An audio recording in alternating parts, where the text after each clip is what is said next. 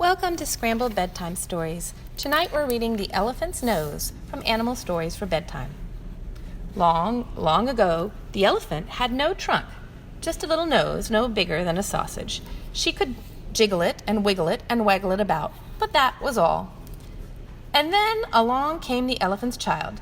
She was only a little elephant, but she was full of big questions. "Aunt Ostrich," she said, "why do your tail feathers grow just so? Uncle Giraffe," she asked, "why is your skin all spotty? Great Aunt Hippopotamus, why are your eyes so red? Hairy Uncle Baboon, why do melons taste as they do? Run along," cried her aunts and uncles, "and stop asking questions." But the elephant's child wanted answers, and she wouldn't be satisfied till she got them. One day she asked a new question, one she'd never asked before. "What does a crocodile have for dinner?" And everyone said, "Hush," in quavery voices. "But I want to know," said the elephant's child. "I really do." "No, you don't," said her uncles and aunts. And that would have been that if the elephant's child hadn't met the colo bird, who decided to help her. "Go all the way to the great, greasy Limpopo River," he said. "That's where you'll find your answer." So the elephant's child set out with a little picnic of red bananas, purple sugarcane, and 17 greeny, juicy melons.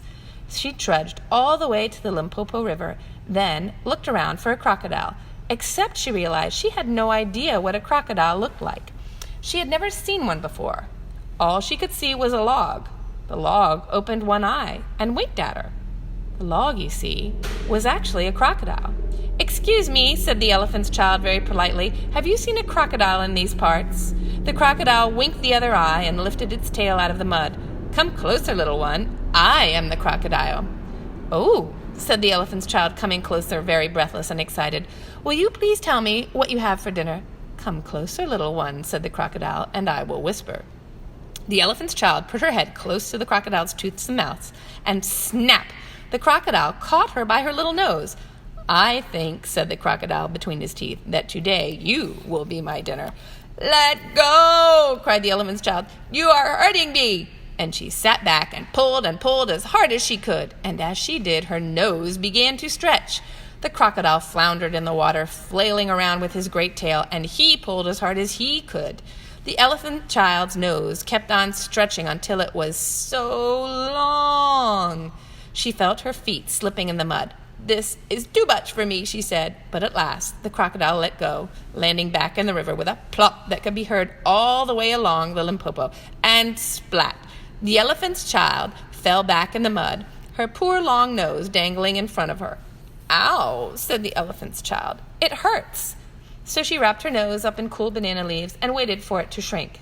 She waited 3 days, but although it stopped hurting, it didn't get any smaller. At the end of the 3rd day, a fly came and rested on her shoulder and stung her. Before she knew what she was doing, the elephant's child lifted up her nose and whacked the fly away. "I couldn't have done that with my old nose," thought the elephant's child. Next, she put out her nose, lifted up a bundle of grass, and stuffed it in her mouth.